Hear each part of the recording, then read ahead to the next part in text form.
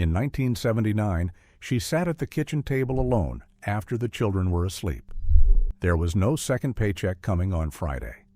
There was no partner to split the gas bill or the electric bill or the rent. There was her single income, double-digit inflation, and 3 children breathing in the rooms above her. Inflation that year hit 13.3% by December. A pound of ground beef that had cost 88 cents in 1976 was over $1.50 by the end of 1979. The average woman working full-time earned 59 cents for every dollar a man earned that year. If she was divorced, widowed, or never married, the bank often refused her a credit card in her own name, even though the Equal Credit Opportunity Act had been law for 5 years. These are 25 forgotten meals single mothers made to keep their families alive when the arithmetic was entirely against them. Most of these meals were never written down. The women who cooked them are disappearing, and the children who ate them are now older than their mothers were when they did it. This channel is documenting what remains. Subscribe if you haven't already. Number 25. Cream chipped beef on toast. She came through the door at 6:15 after a 9-hour shift at the telephone company switchboard in Toledo. She had 20 minutes before the children needed to be fed. She tore open a 4-ounce jar of armor-dried beef, the kind that cost 79 cents in 1979, and dropped the salty, paper-thin slices into a skillet with margarine and flour. She poured in milk thinned with water and stirred until it turned into hot white gravy. She poured it over generic white bread toast and called it supper. The children called it SOS. The military had taught their grandfathers what those letters stood for during the war. She did not correct them. Number 24. Tuna noodle casserole stretched with extra pasta. A can of chicken of the sea cost 49 cents in 1979. She bought 1 can and stretched it across an entire 16-ounce box of generic egg noodles, a can of Campbell's cream of mushroom for 33 cents, and a small can of Le Sueur peas. She topped it with crushed saltines from the bottom of the box and baked it in the same Pyrex dish her mother had carried out of West Virginia in 1952. It came out of the oven heavy and starchy and warm. It fed 4 people for under $1. That was the math. Number 23. Hot dogs sliced into a can of baked beans. A package of generic Franks cost 89 cents. A 16-ounce can of Van Camp's pork and beans cost 39 cents. She sliced 4 hot dogs into thin coins and stirred them into the bean pot on the back of the stove. The protein was processed, and the sugar was molasses, and the whole thing took 6 minutes. She served it in bowls because there was no point dirtying a plate. Number 22. Hamburger helper stretched past its instructions. The box said it served 5.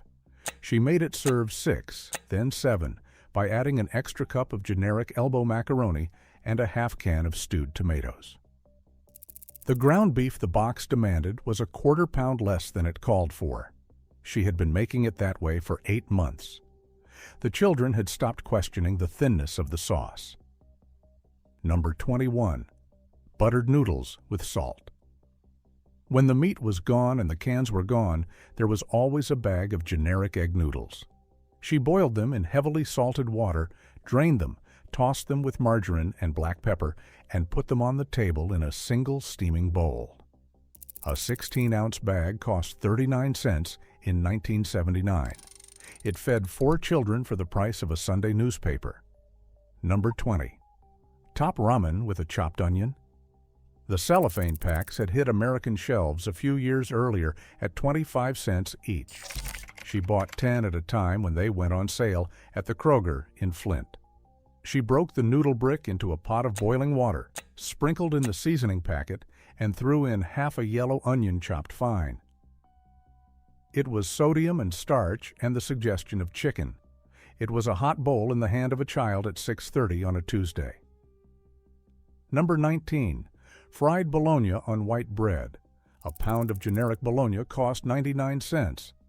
She fried 4 slices at a time in a yawa dry skillet until the edges curled up into shallow cups. She laid each cup on a piece of folded white bread with a stripe of French's yellow mustard. The children ate them standing in the kitchen because she had not yet sat down herself. Number 18. Pancakes for dinner. A box of Aunt Jemima cost 89 cents and made 40 pancakes. She made them on Thursday nights when the refrigerator was empty and Friday's paycheck was 18 hours away. She poured Caro syrup over them because real maple syrup was $3.49 a bottle and not available in this kitchen. The children thought it was a treat. It was not a treat. It was the back of the pantry. Number 17. Cream of mushroom soup poured over toast. She opened a can of Campbell's and heated it with a half can of milk instead of a full can of water. She poured the thick gray sauce over 2 slices of toasted generic bread. It was 33 cents of dinner. It tasted like salt and the inside of a paper bag. It was warm. Number 16. Spaghetti with margarine and garlic salt. The spaghetti was generic and cost 35 cents a pound. The margarine was parquet and cost 59 cents a tub. The garlic salt was the Green Spice Islands jar her mother had given her at her wedding in 1968. There was no meat sauce. There was no parmesan. There was hot pasta in melted yellow fat with a heavy shake of seasoned salt, and the children twirled it on their forks like it was a meal at a restaurant. The first 10 items were what speed looked like in a kitchen run by a woman who had already worked 9 hours. The next 10 are what she made when she needed the children to believe there was meat on the table.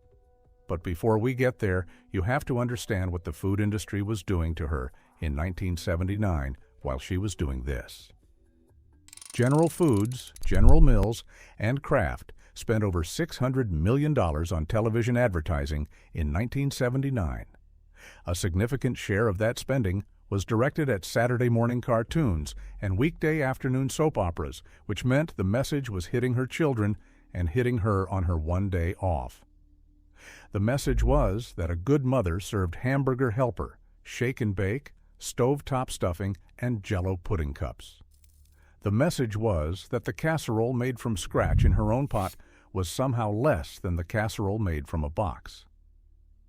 In 1979, Betty Crocker introduced a new line of microwavable, single-serve meals priced at $1.79 each. She could not afford one of them, much less 4. But her children saw the commercials, and they came home from school and asked why the other mothers were using the box. The food industry did not invent her poverty. It invented her shame. That was not a coincidence. Number 15. Mock chicken legs. She bought a pound of ground veal and pork blend at the meat counter for $1.29 when it went on Wednesday markdown. She mixed it with cracker crumbs, 1 egg, and salt, then molded the mixture around wooden skewers in the shape of a drumstick. She rolled them in flour and pan-fried them in shortening until the outside browned. She served them with mashed potatoes, and the children ate them believing they had eaten chicken. She did not buy meat. She bought the memory of meat. Number 14. Bologna cups filled with mashed potatoes. She fried the bologna into cups again, but this time she spooned hot mashed potatoes into the well, sprinkled paprika across the top, and slid the tray under the broiler for 90 seconds. It came out looking like something from a magazine. It cost 31 cents per serving. Number 13. Mock meatloaf. Half a pound of ground beef stretched with 1 cup of rolled oats, 1 egg, half a yellow onion, a slice of crumbled bread, and a heavy pour of ketchup baked across the top. The loaf weighed twice what the meat weighed. She sliced it thin and served it with gravy made from the pan drippings and a tablespoon of flour. The children asked for seconds. She gave them seconds because she had not yet served herself. Number 12. Bouillon gravy over biscuits. She dropped 2 Weiler's beef cubes into a cup of boiling water, whisked in browned flour and a teaspoon of kitchen bouquet, and poured the dark salty liquid over biscuits she had made from a tube of generic refrigerated dough. It tasted like a roast that did not exist. A jar of kitchen bouquet had been in that kitchen since 1974. It was a quarter-ounce lighter every month. Number 11. Spam fried paper thin. She sliced the pink block into 8 slices instead of 6 and crisped them in a dry skillet until the edges curled black. She served them on white bread with yellow mustard. A can of Spam cost $1.09 in 1979. She made it last for 2 dinners. Number 10. Liver loaf with onions. Beef liver was the cheapest protein at the meat counter, 49 cents a pound when nobody else wanted it. She soaked it in milk for an hour to pull the iron taste out, then ground it with a pound of onions and bound it with breadcrumbs and an egg into a loaf. She baked it and sliced it thin. The children complained. She told them it was their grandmother's recipe. It was not. It was her recipe, invented in a kitchen in Gary, Indiana, on a Thursday night in February. Number 9. Vienna sausage stew. 2 cans of Armour, Vienna sausages, a can of stewed tomatoes, a chopped potato, and half an onion simmered for 20 minutes in a saucepan. Total cost, under $1. The sausages broke into soft chunks that looked, in a low-lit kitchen, like cubed pork. She did not turn on the overhead light during this meal. That was not an accident. Number 8. Tuna patties stretched with crackers. 1 can of tuna, a sleeve of crushed saltines, 1 egg, a chopped scallion, and a tablespoon of mayonnaise mixed into a paste and fried in margarine. The can of tuna made 6 patties instead of 2. She served them with ketchup and called them salmon croquettes when she was feeling generous about the truth. Number 7. Chicken backs and neck soup. The butcher at the A&P in Youngstown sold a 3-pound bag of backs and necks for 59 cents. She simmered them for 4 hours with onion, celery tops, and a bay leaf, picked the meat off the bones with her fingers, and stretched the broth with a cup of rice and a can of corn. It fed the family for 2 nights. The 3rd night, she boiled the bones again for a thinner broth and called it lunch for herself. Number 6. Hot dog goulash. Sliced hot dogs, elbow macaroni, a can of tomato sauce, a chopped onion, and a heavy shake of paprika. The paprika was the only thing in the pot that suggested Hungary. Her grandmother would not have recognized it as goulash. Her children grew up believing it was. The first 20 items were what she fed them. The last 5 are what she did not feed herself so that she could feed them. Number 5. 3 eggs divided among 4 people. On Sunday morning, she scrambled 3 eggs in margarine with a splash of evaporated milk to stretch the volume. She divided the pan into 4 portions. She gave the largest to the oldest, the next to the middle, the next to the youngest, and she scraped the last thin yellow film from the bottom of the pan onto her own piece of dry toast. She drank black coffee. She told them she had eaten earlier. She had not eaten earlier. She had been saying it for so many Sundays that they had stopped questioning it. Number 4. Toast and tea at the sink. When she served beef stew on a Wednesday night, she ladled 4 bowls for the children and stood at the sink with 2 slices of dry toast and a cup of Lipton tea. She ate facing the window. She had been standing at that sink eating toast for dinner for almost 2 years. The children at the table thought she was washing dishes. She was eating. Number 3. Sugar sandwiches in the school lunch bag. When the cold cuts were gone and the peanut butter was gone, she made the children's lunch sandwiches from 2 slices of generic white bread, a scrape of margarine, and a heavy sprinkle of granulated sugar pressed into the soft fat. The sandwiches cost 4 cents each to make. The children ate them in the cafeteria next to other children eating Oscar Mayer Lunchables and Hostess fruit pies. The other children did not know what was in the sandwich. Her children did not tell them. Number 2. Cornmeal mush on the morning she skipped breakfast entirely. A pound of Quaker cornmeal cost 39 cents and made a week of breakfasts. She stirred it into boiling salted water until it thickened into a heavy yellow paste, poured it into 4 bowls, and topped each with a pat of margarine and a spoon of Caro syrup. She did not make a 5th bowl. She drank coffee from grounds she had dried on a paper towel and used twice already. She told the children she would eat at work. There was no break room meal at work. There was a vending machine that took quarters she did not have. Number 1. Drop dumplings in salted water. This is the masterpiece. This is what she made on the last night before payday in a kitchen in Erie, Pennsylvania, in November of 1979, when the pantry held a cup of flour, a half teaspoon of baking powder, a scrape of bacon grease from the Folgers can on the back of the stove, and salt.